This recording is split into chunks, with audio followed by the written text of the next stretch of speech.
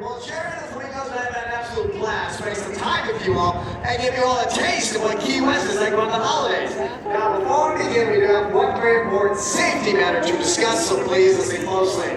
For your safety, the safety of our trainers, and of course our animal friends, we must keep the space in front of the glass clear during the entire presentation, okay? If you do need to leave for whatever reason, please exit up the stairs on the back of the stadium.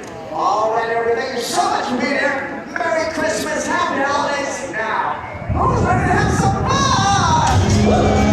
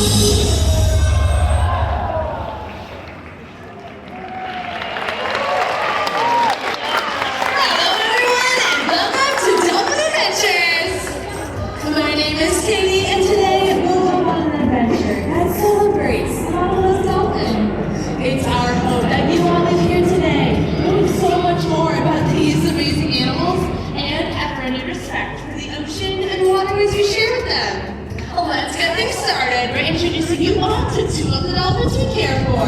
Coming up, this is Starbuck and Alejandro. Now, Starbuck and Alejandro are bottlenose dolphins, which is just one of several different species of whales or dolphins, also known as cetaceans, that can be found right off the Florida coast. All the dolphins you'll meet today were born within our Seaworld parks, and they range in age from 5 all the way up to Starbuck in the center at 47 years old. After today's presentation, you should discuss next door at Key West Dolphin Cove, where you can learn even more. Get a closer look at this amazing reveal. And now that we've had some of our pod, let's dive in and talk about what makes dolphins so cool. Nature has given them some amazing adaptations that allow them to navigate, forage, and of course to play. One of these is the blowhole located on top of their heads. This is where the great frog and ultimately vocalize from, so let's listen in.